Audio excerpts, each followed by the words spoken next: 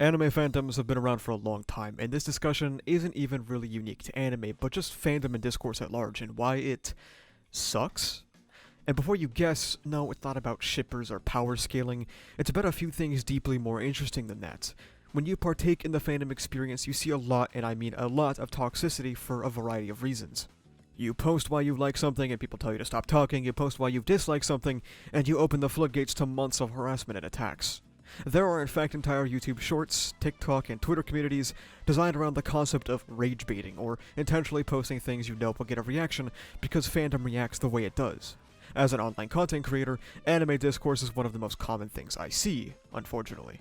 I was also largely known for my My Hero Academia content, so when it ended, I couldn't help but notice a few particular trends of argumentation, and as I continued to look, of course it wasn't just MHA or anime, but discourse at large. One of the most common arguments you will see to most takes or posts is ghost hunting. Not like literally, but this version of an argument that someone had invented in their head and has decided to respond to. Like, think about it. How many times do you see arguments where people completely make something up? It's not an insignificant amount. It really introduces a fundamental question: why do people do this? But I feel like to answer that question we have to ask another. Why do people get into arguments in the first place, specifically in fandom, whether it be television, anime, manga, games, or anything else you can think of? I've spoken extensively on this channel about self-worth and fandom labels, and this is something fundamental to understanding modern-day discourse. Ultimately, humans are deeply social creatures. What they look for is a root of belonging. To feel rejected is a deep, horrific scar on the human heart. It's why issues of bullying or harassment have such powerful effects on people. There are studies on this and how it impacts fandom.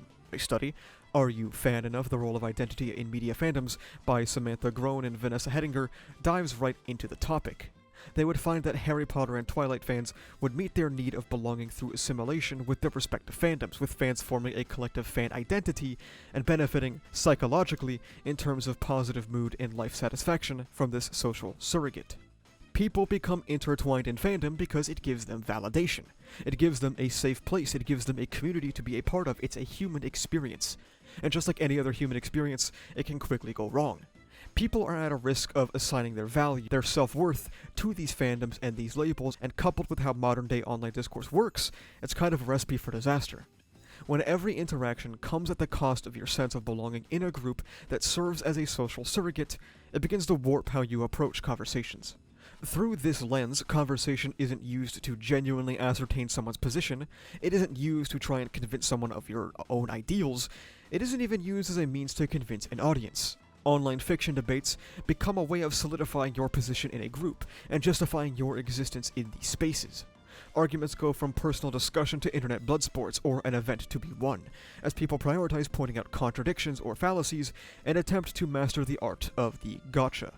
The gotcha is something all online discourse has become centered on. Whether it be political or fictional, all that matters in modern-day internet discussion is that you have something that you can catch somebody out on. We all enjoy a good gotcha from time to time, but a gotcha is not a replacement for an argument in itself. You might be wondering what a gotcha even is. Well, a good way to think about it is through live streaming. In the modern era of content creation, where pieces of content that are rapidly digestible are perfect for our rotted minds, what came about as a response in the live streaming space is clip farming. In place of coherent, consistent content, not to imply you can't do both, people play for clips. These clips can contain exciting moments that don't require surrounding context, investment, or research. They are easy to digest and consume before you like and move on. What's to say that this same type of thinking wouldn't apply to modern-day discourse? The art of the gotcha is to create a screenshotable moment that doesn't require the necessary context of the conversation or arguments, that doesn't require investment in either side, nor requires any research as to what they are talking about. It's a post that on its face immediately highlights, generally, some form of alleged hypocrisy, or crazy dunk, or insane potential statistical counter-argument, or, accusing them of some ism, and can easily net you a like or a retweet, as ultimately when you lack investment, the deciding factor of who wins or loses a debate is how many upvotes they have. In 2007, Cass R. Sunstein, a legal scholar, wrote a book titled Republic 2.0, in which he discusses how the increasingly interconnectedness of the world will lead to mass echo chambers as everyone isolates from things they aren't interested in. A paper by Rune Carlson, Carrie Steen Johnson, Dag Wolbach, and Bernard Anjolras, titled Echo Chamber and Trench Warfare Dynamics in Online Debates, disagrees with this mid-2000s notion of Sunstein's. They claim that while echo chambers online can exist, due to the nature of the ever amorphous and changing algorithm, you are just as likely to run into differing opinions as you are in echo chamber. The issue isn't that people are sitting in an echo chamber, it's that they are firmly standing shoulder to shoulder in a trench. Becoming completely rigid in their views and the illusion of argument justification gives them a disconfirmation bias, doubling down instead of taking a new perspective. This paper mentions a couple of terms I want to discuss. First, disconfirmation bias, which is the counterpart of confirmation bias. Confirmation bias is the tendency to search for, interpret, favor, and recall information in a way that confirms or supports one's prior beliefs and values. If your favorite sports team wins a match, you could deeply analyze every winning play, bring out stats as to why you think they are the best, but when they lose a game, you could brush over the mistakes of the team and start interpreting the events as a personal slight against them. Maybe the refs made unfair calls. Disconfirmation bias is when you are presented with information or facts that go against what you believe, and you will scrutinize it far harsher than something that confirms your bias. If you see a news article that supports a belief you already hold, you may accept it unwittingly, but if you see something that goes against what you think, you might write off the source as biased. I think it's more useful to put these two concepts under one term, selective perception, as they are awfully similar. It's something quite hard to avoid. One needs to make an active effort to not fall into these biases. This is part of the reason why aforementioned gotchas work so well, because you're standing ankle deep in a flooding trench in the middle of France, and confirmation bias will make you take these quick, easy, and oftentimes insubstantial arguments far more seriously, as they come from your side of the aisle. This is further substantiated by the illusion of argument justification, a study posted by Matthew Fisher and Frank Heel in 2013. What they found is that multiple factors change how people engage with arguments. For example, if you are making the commitment to posting an opinion publicly, whether it be television, radio, newspapers, or, Twitter, they found that people would often feel more extreme about their arguments. Emotional investment also affected how people view arguments, and participants with high emotional conviction on an issue rated opposing arguments significantly weaker, as their internal selective perception was automatically discrediting opposing arguments, starting them off on the bad foot immediately. Now, this isn't even the primary thing I'm trying to touch on in this video. I mentioned way earlier how a lot of discourse is ghost hunting, and this is when we get to that. We've established that the current online meta of argumentation is gotcha arguments. We've established that echo chambers are not the prevailing method of community interaction, but trench warfare is. We've established that selective perception will alter people's approaches to your arguments, and the illusion of argument justification will hamper it further. This is when the all-powerful ghost hunting tool comes in, the straw man. The straw man is an argumentative tactic that is dependent on responding to something your opponent didn't state. It references standing up a straw man, which is replacing the argument in your head, and knocking down the straw man, which is countering the argument that never happened. That's because it's easier to take down an argument that isn't being made, whether it be because you have good arguments against that one, or because your opponent is not prepared to defend that topic, but may inadvertently skew the topic into it, leading to a successful shifting of the frame of the discussion. Now, I want to get one thing out of the way before we continue into the rest of the video. I do not believe that a large chunk of the people who engage in the types of rhetoric that I've spoken about so far are doing it entirely on purpose. I think it is a very, very common mistake for people to attribute malice or more complication than is necessary to people's actions. I think genuinely bad faith actors participate in this behavior, but a majority of people are not bad faith actors, they're just making a mistake. Some people go for gotchas and strawman arguments not out of the pure evil of their heart, but because maybe they just like the response it gets from their shared communities, or perhaps they aren't even aware that they are engaging in a fallacy, and think the strawman is actually relevant somehow. Strawman arguments may be used intentionally or unintentionally to distort reality so that the perpetrator can win the argument, and we discussed their motivations as to why earlier. I'm also pretty sure there's something about how winning arguments gives you a big dopamine boost, so, winning arguments feels good. I've actually come up with multiple examples of me watching fandom do this. Our first example is a conversation between two users in which the first poster says that in Jujutsu Kaisen, female characters don't have much of a role because of the inherent misogyny of Jujutsu society. The way they view women restricts them from interacting with the plot. The second user explains that while that may be true, that misogynistic society was still ultimately created by an author, who was completely in control of the portrayal of these characters. This is basically an argument between two people with different frames of references on stories, diegetic and extra-diegetic, but I'll make a media literacy video on that later. There isn't really any strawmanning going on here, it's just two different frameworks. Where the strawman comes in, however, is when someone comes in to quote retweet and gets the gotcha about how if you write a world with issues, that means you support said issues.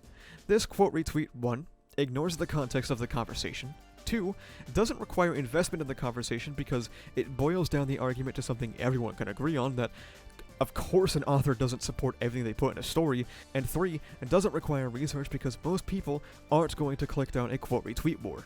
Of course, the quote retweet in question is a product of the all-powerful Mind Palace.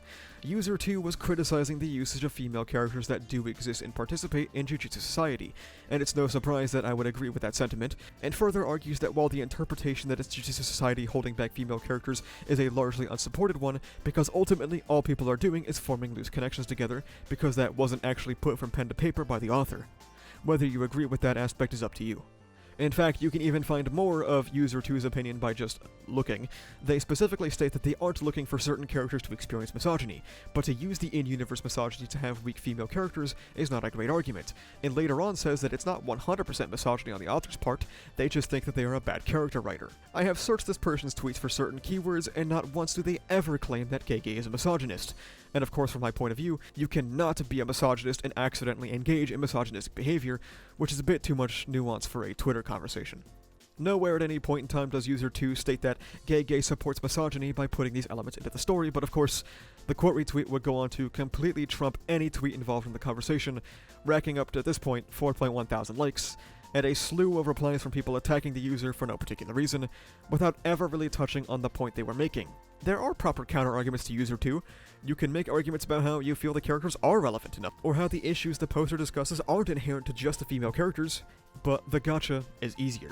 And of course, this isn't an anime-exclusive issue. As I've tried to make clear throughout this video, strawman arguments exist in all walks of life. You see it in real-life politics, like how if you support transgender people, you actually support people walking into bathrooms to sexually assault someone. It's a refusal to engage with the point. And if they aren't using a strawman, they're using what I like to call fighting ghosts.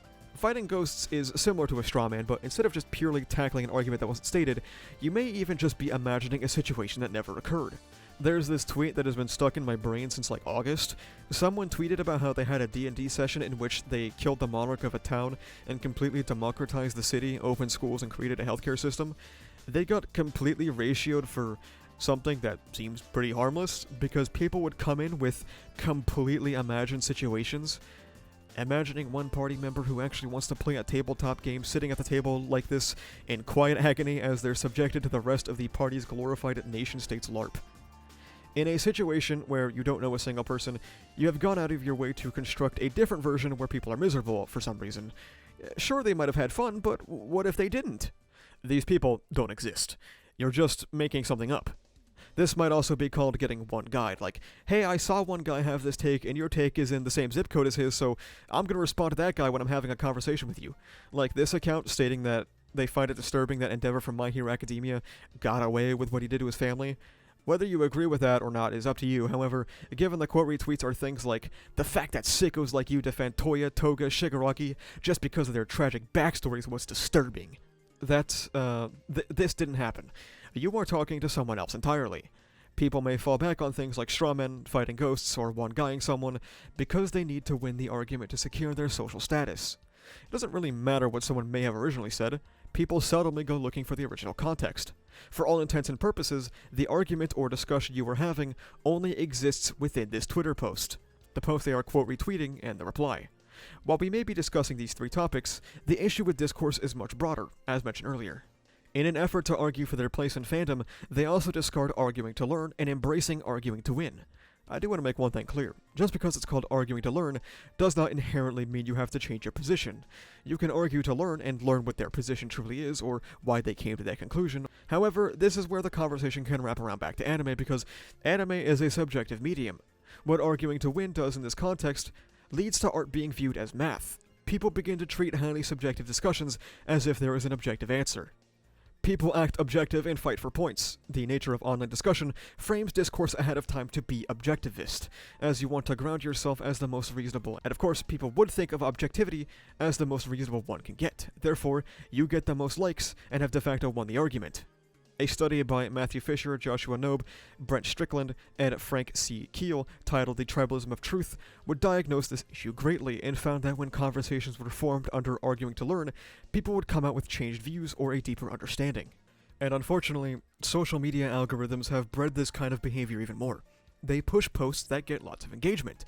and posts perceived as negative are going to get more engagement. Human interaction has essentially been gamified, pushing conversations to getting points and disregarding the human on the other side of the screen. This isn't something that can be fixed in one night, especially with cognitive biases like motivated reasoning, which is when you are more willing to forgive bad arguments for your side. Humans find comfort with fandom labels, get entrenched in them, begin to fight others to protect their status in the fandom, resorting to bad faith arguments as websites like Twitter, YouTube, and Reddit reward bad faith human communication by granting visibility and big dopamine rushes. And the cycle of bad faith to dopamine has led us to a point where all discourse has devolved into mindless gotchas that don't actually mean anything. What we need more of is good argumentation, which to me is when you actually know what your opponent is talking about. I don't think a good argument can happen until that benchmark is met on both sides. Even though people online love posting stupid shit, never stop being good faith, and keep screaming into the void. Thank you so much for watching. If you like this video, make sure you subscribe for more. You can also check the description down below to become a member, which gives you benefits like early videos, membership badges, and cool custom emotes. You can join the Discord where we talk about ReZero, Kagurabachi, Jujutsu Kaisen, and all kind of stuff. Additionally, you can go to the channel store and pick up some awesome stickers made by our channel artist, so you can carry the power of Graphia with you on your water bottle. That's about it though. Thank you for watching. See ya.